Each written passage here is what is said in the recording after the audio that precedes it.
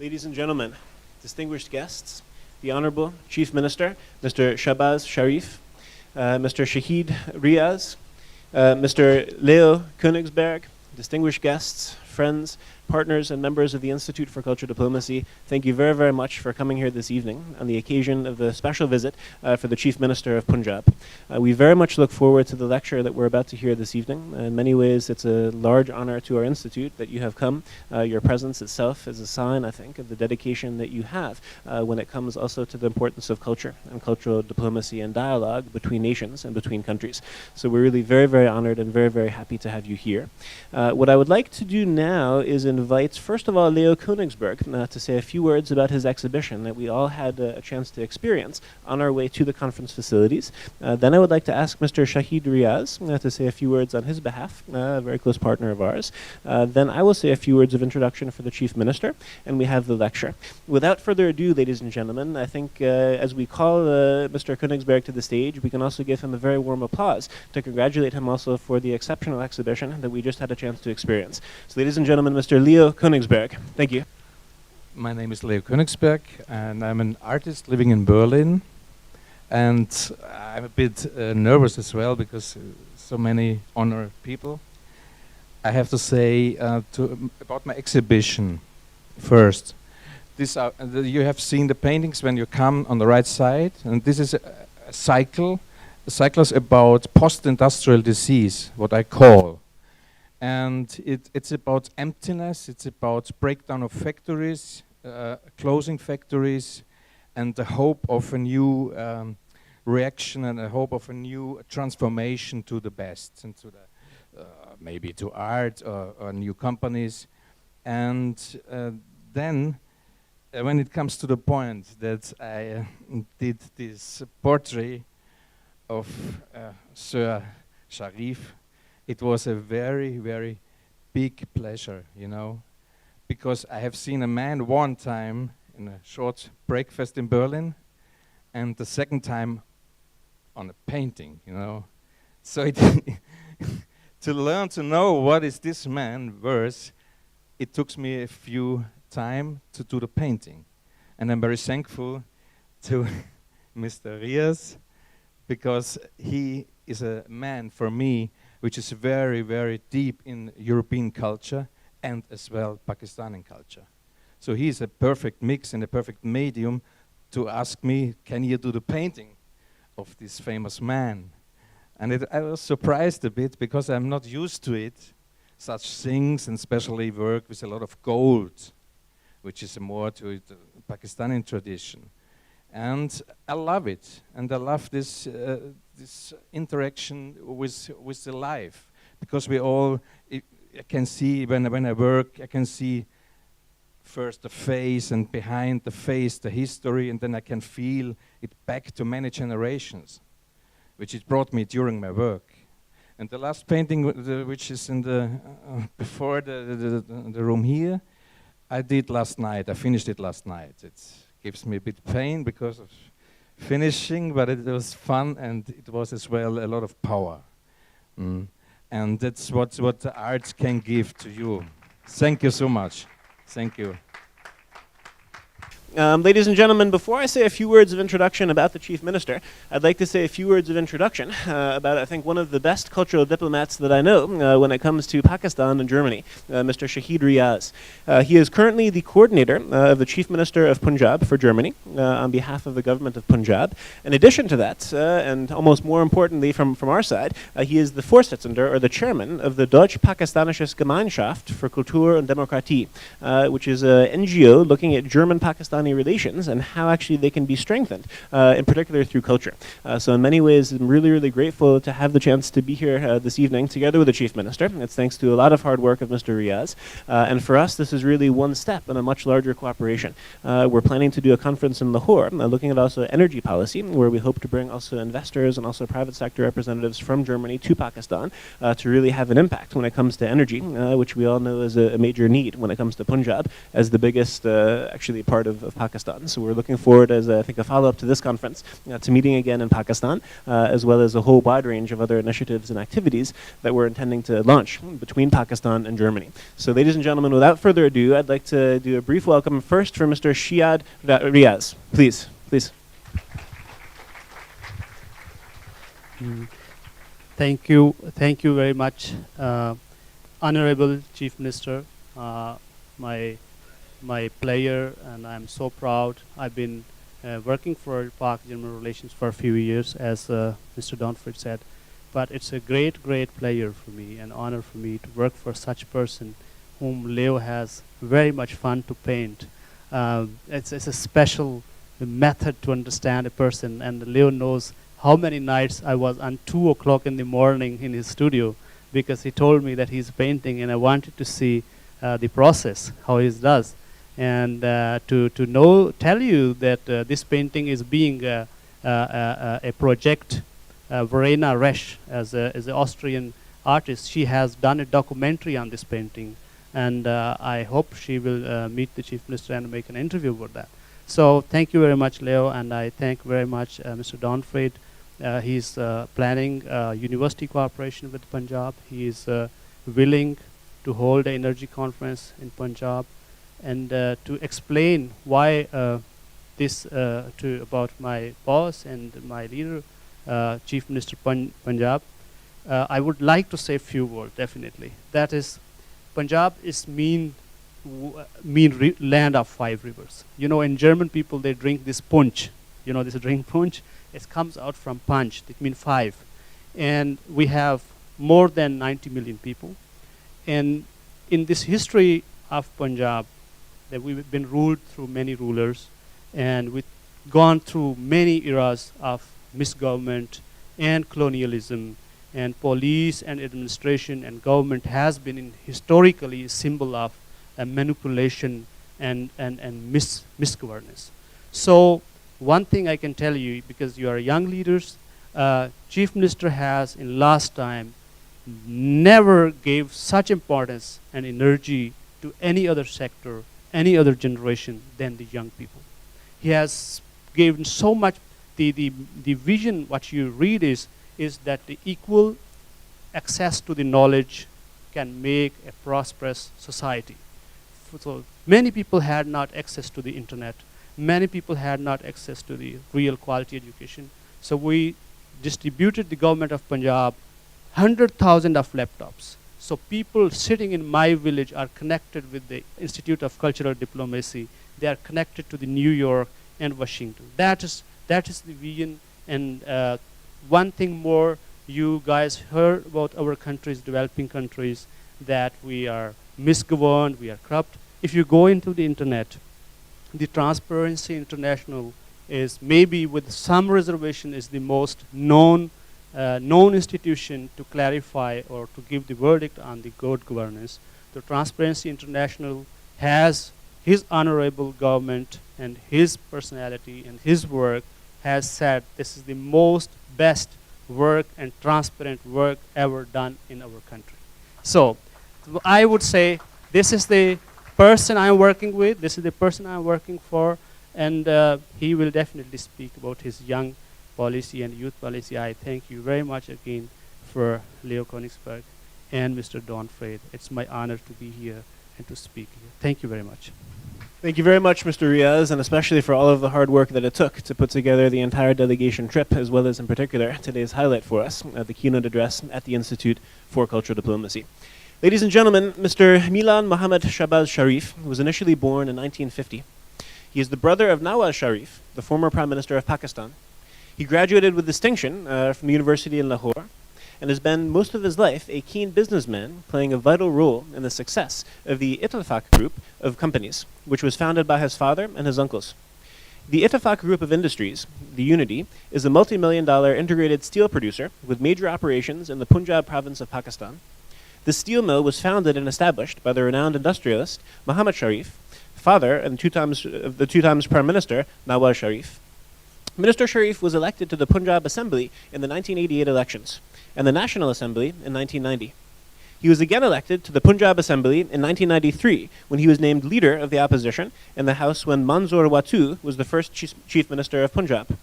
After his election to the Punjab Assembly for the third time in the 1997 elections, Minister Sharif was elected leader of the House and sworn in as the Chief Minister of Punjab on February 20th, 1997. As the chief executive of the Punjab province, he's known for being a strict disciplinarian.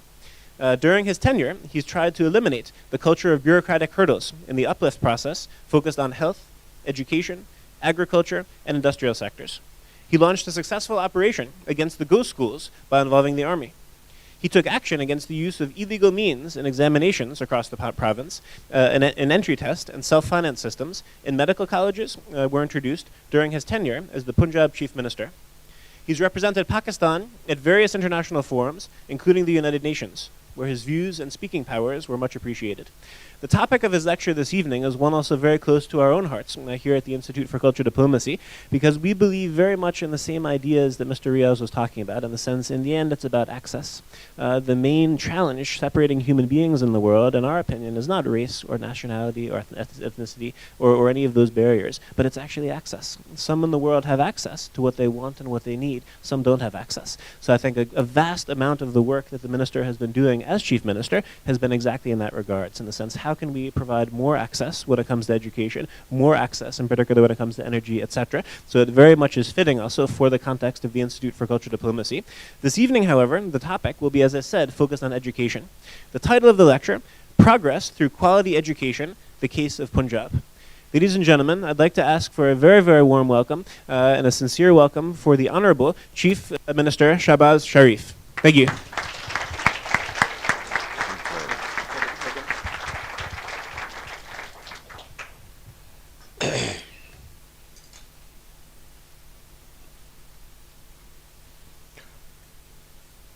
Herr Mark Donfried, Chief Executive Institute of Cultural Diplomacy, Council General Pakistan, Mr. Riaz, Shahid Riaz, Coordinator, Government of Punjab, Honorable members of Pakistan's delegation, Hobschön junge Leute von Deutschland, meine Damen und Herren, guten Abend, good evening, Assalamu alaikum. It's really and of course, entschuldigen Sie bitte, Herr Leo Quinsberg. Thank you very much for wonderful painting. I saw your exhibition was really wonderful. Thank you. It's been a great pleasure to be here this evening. I was supposed to be here many months ago, but unfortunately, due to some important duty back in Pakistan, I could not come and visit this great institution. But nevertheless, thank you very much, and I think I'm very happy to be here this evening. Ladies and gentlemen, I come from Pakistan. My city where I was born is called Lahore, which is a very traditional and historical city, has thousands and thousands of years of history.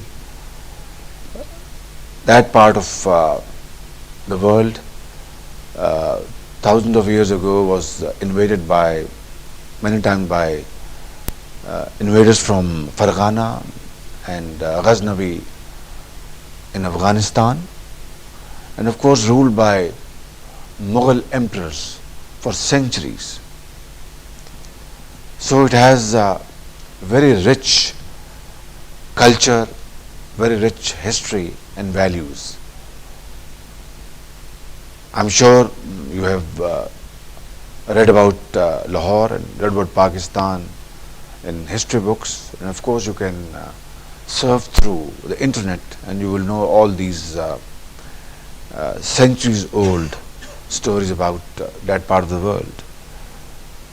Pakistan was created out of India in 1947 through great efforts and sacrifices by our founding fathers under the leadership of Qaid-e-Azam Muhammad al-Jinnah, who not only struggled for a country, created a country, and led a country. These three elements put together is a rare phenomena in the world's history. I traveled to your great country in 1969 when I was just 15 years old. I was a student, and I can never forget an episode which I keep on telling myself and sharing with my friends and colleagues.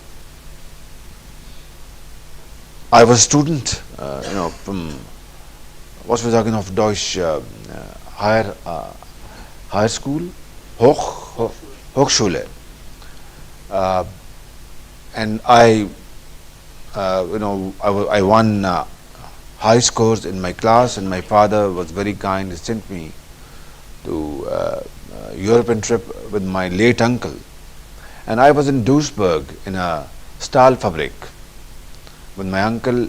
I knew nothing about business. I was a student, and my uncle didn't know English much, so I was also working like his interpreter. A man who was definitely more than 60 years old at that time in 1969, in that factory, would go down the stairs and run up the stairs, go down the stairs and run up the stairs. My uncle was very impressed. He said, ask him, how old is he? I asked him, he said, I'm 64 years old. And my uncle said, hasn't he retired?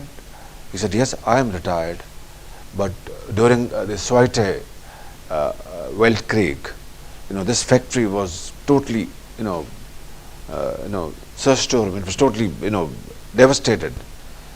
And after the war, we built this factory, again with our hands, and it is like my baby. I come here every day, spend 3-4 hours just to look after my baby, and then go home. And after the war, he said that while we were rebuilding this factory, we were spending extra time than our normal duty, 3 hours, 2 hours every day, out of Herzliches Wünsche, our own heart desire that we have to build Germany. So we built this factory, and we charged no money to the owner of the factory because it was our national duty. And he said, now this factory is doing very well. It's a baby which has grown, and we are very happy. I come here and spend 3-4 hours every day. Meine Damen und Herren, meine Herren und Damen, this is the story I have always remembered. And this is what I know about Germany, that after Zweite Weltkrieg, when Germany was totally destructed and totally annihilated, the way German nation, through dint of hard work, Arbeit, noch Arbeit, and through zusammen, efforts, you built Germany within decades, which was unbelievable. And your work ethic, your honesty of purpose, your commitment to, and your innovation in technology, in research and development. This is what I know about Germany as a student, wenn ich war nur 15 Jahren alt. And bis heute, till today, that is my impression about your great country. In between, I've not visited Germany for a long time. I used to come almost every year after I finished my studies.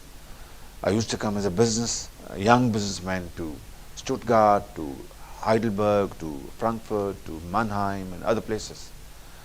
And then there was a big gap because then I switched from business to politics, and I stopped coming to this great country. But believe me, those impressions of late 60s are still valid today. your work ethic, your honesty. You're a great nation. And I'm not trying to please you, because tomorrow I will finish my work, I'll go back. God knows when I'll come back again. But this is the impression which I share with my friends back in Pakistan about this great nation. And when people ask me, which nations do I like the most? Two, German nation and Japanese nation. Both of you really, after the war, you converted your defeat into hard work, into struggle, untiring efforts, and with blood, sweat, and hard work, you have achieved again something which was like a dream. Could anybody, even imagine in one's remotest imagination that 22 years ago, East Germany will fall in the lap of West Germany like a ripe fruit from the tree? It did not happen through a war. You didn't have to fire even a bullet, and Berlin Wall just came down like that. Iron Curtain could not stop this unification. I don't know how many Germans today support this unification or otherwise. I am not sure, but the fact that Germany got unified was, I think, history in the making. And it all happened because West Germany became a beacon of light, became an example in the contemporary world that hard work, sacrifice, hard work, innovation, education pays. And Prime Minister of Britain could not stop this unification. She didn't like it. Madam Margaret Thatcher, she didn't like it, I know that. President Reagan was supporting it, but Margaret Thatcher thought if Germany got unified, it would become a big power, not only in Europe, all over the world. I think the lesson is that through this unification, you have not stretched your arms, you have not created any hegemony, you have, I think, forgotten the enemies of the past, and today you have made friends all over. You are trying to retrieve the dying economy of Greece. You are trying to, you are trying to help Greece, although it's a huge financial problem. And you are a leading light in Europe for many new initiatives and providing an example for us in Pakistan, that we have fought 3 wars between ourselves, India and Pakistan, ever since 1947, and 3 wars have brought nothing to us. Like it did not bring anything to you except misery, except killings, except poverty, except unemployment and tensions. So I think the moral of the story is that Germany today, along with other European countries, have created European Union, European Parliament, single currency, and Germany is the strongest ardent supporter of the system. Of course, you are paying a cost, because there is no gain without a cost. You can't have the cake and also eat it. But I think this is a shining example for us that we must not fight any more wars between ourselves, between India and Pakistan. We must take a leaf from European case. We must live like peaceful citizens. Yes, Kashmir is an issue. It requires freedom, like Palestine. Yes, we have a water problem with India because it is upper riparian and we are low riparian. Yes, we have other tension points, but the beauty of the whole story is that we must resolve now these all issues with India on the table through discussions like decent people, like you have done. I mean, there were guillotines centuries ago, there were killings, and today you sit in Brussels, and whether it's a farmers issue or it is a financial issue or something else, subsidy, or a European Union matter, or something else, you sit down and resolve the most ticklish issue. And if you do not like something, you just simply walk out. Like Britain is out of this, is what we call, Euro zone. Britain is not a member, but still is member of the Parliament, is still part of the European Union. So I think this is where we have to learn a lesson. And I have no hesitation to say that ever since this morning I've come to Berlin during my second stint in this year. I came for Grüne Woche in February diesen Jahr, and now I've come again.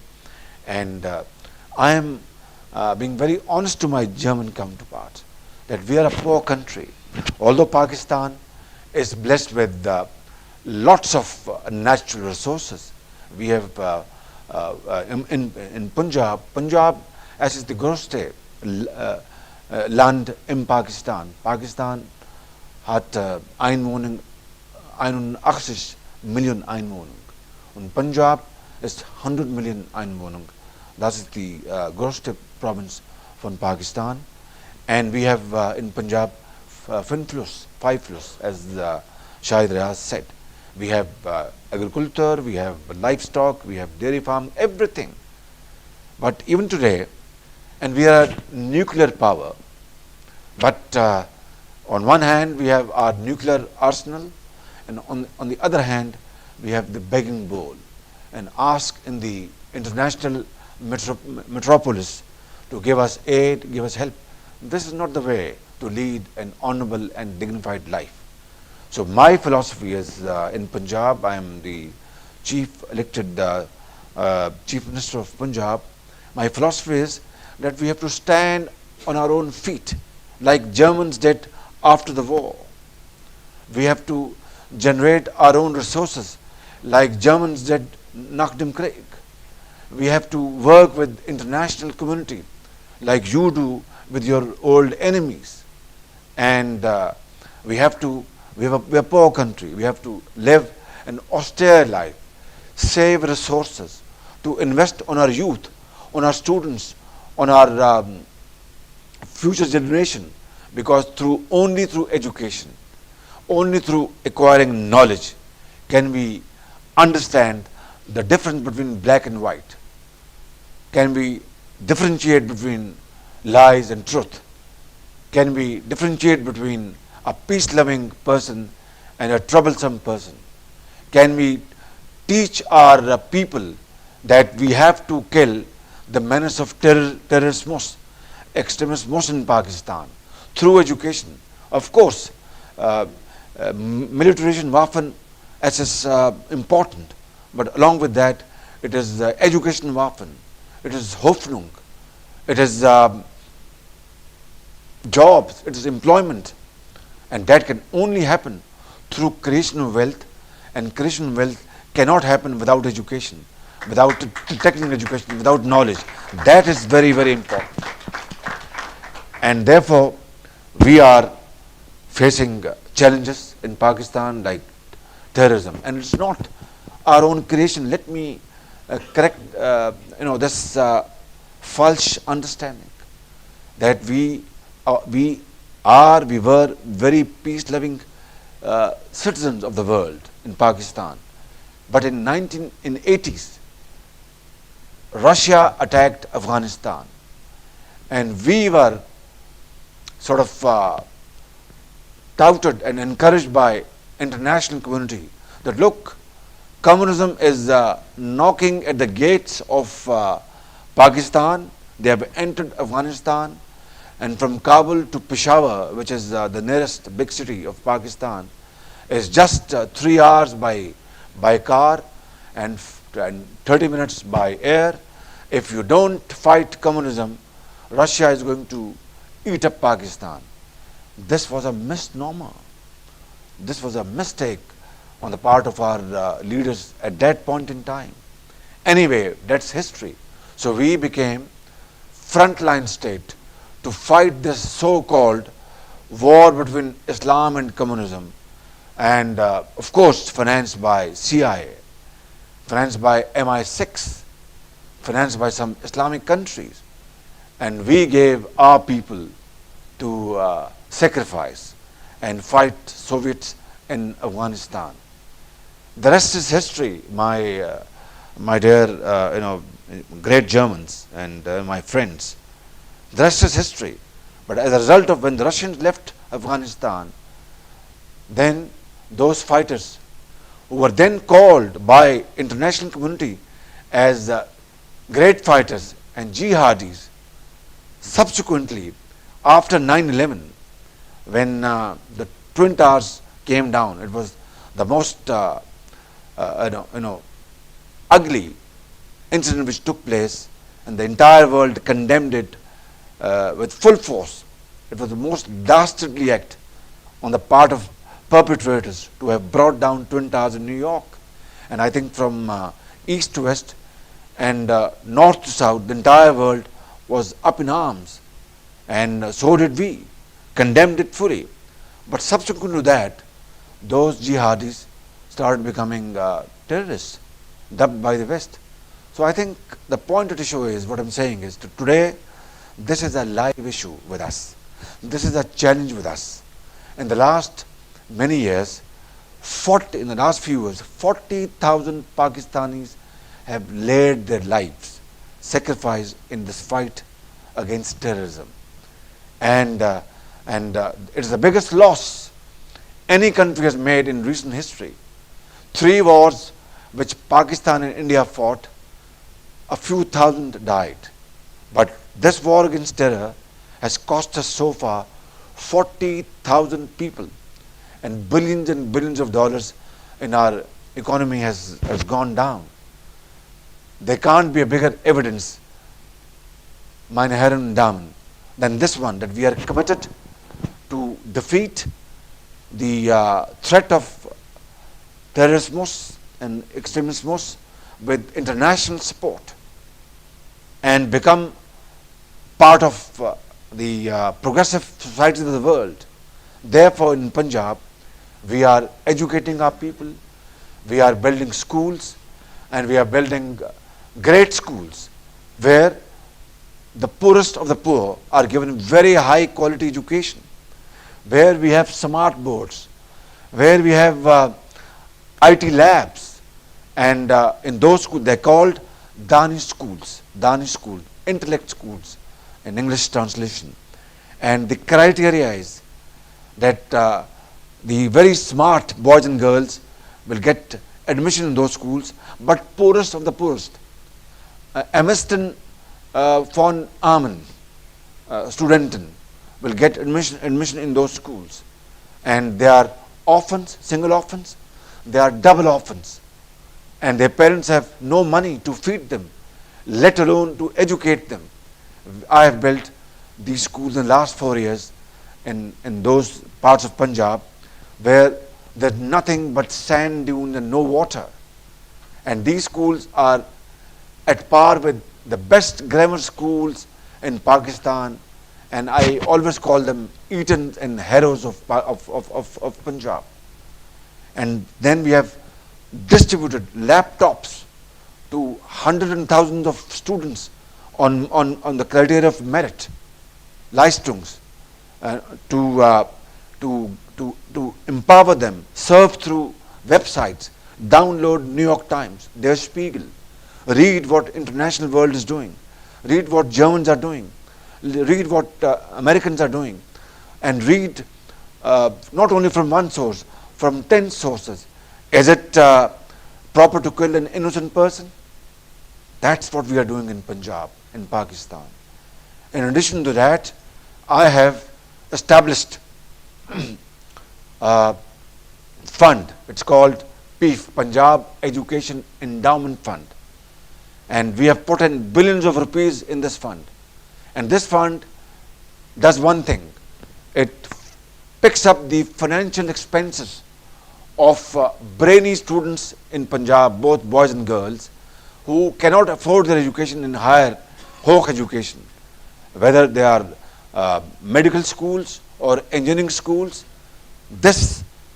Through this intervention, today 35,000 students are being financed by this fund. Now, what I'm trying to say is this, that previously in Pakistan, education was probably meant, good quality education was meant for the rich class only, and ordinary schools were meant for only poor segments of society. Societies are never built like this. Societies are only built through a combination of the entire society, rich and poor. Everybody has to be empowered by the state. So this is what we have done in education. And apart from that, Polizei, always when their president or their chancellor, and their chancellor must bleiben, when they go through their limousines, Polizei always salute them. For me in Punjab, that is verboten. Polizei cannot salute me. It's verboten. It is a waste of time. But they salute the best students in Punjab, whether they're girls and boys, because we want to honor them. We want to empower them. We want to make them forward. In industry, in a culture, we are very, mercifully very rich, and we have huge resources. Unfortunately, today, bei uns our Energielage as is schlecht. Energy position is bad in Pakistan. We have huge deficit between our power requirements and our supply. That's why I was in Potsdam Chamber of Commerce today, meeting solar energy companies, meeting coal based energy generating companies and other companies. I was talking to them that please help us, and I believe help in terms of trade. I don't believe in aid at all. If some countries like Germany, the GTZ, now it's called GIZ, or DFID in England, they want to, out of their own goodwill, want to give some donation to Pakistan for education and health, we welcome that, of course. But I don't believe in asking for aid, because aid, ladies and gentlemen, is like AIDS. Like AIDS kill a person. Somebody who's having this disease of AIDS, ultimately he or she is killed. First, she will get weak or he will get weak, then on bed, and then getoten. Similarly, aid kills a society, because you are then used to, like opium. So I think starke work, harter Arbeit, like you have done nach dem Zweite Weltkrieg, it's a shining example for me as a student of history. And therefore, I want to conclude today, this evening, that in Pakistan, the future is in the hands of our young people from 15 to 25 years old, and they constitute 60% of our population. So we have to empower them. We have to sacrifice. We have to conserve our resources and invest on students, build universities, build colleges, build schools, and that's how we will kill terrorism, will kill extremism, will become a great nation, inshallah, if not today, if not in 1 year, if not in 2 years, maybe 5 years, 10 years, like you have done. We'll wait for that day, inshallah, through harte Arbeiten, through commitment and through commitment. In the end, I'd like to thank you, from the core of my heart, for giving me this opportunity to stand before this wonderful assembly of young people and German, people, experts, artists and others, students, and of course, I'm extremely happy to be in your great country again, and I can assure you, with the commitment we have to serve our country, and we don't have to get another model. German model is enough for us, and that is nothing but harter Arbeit, honesty, harter Arbeit, honesty, hard Arbeit, honesty. Vielen Dank. Thank you very much.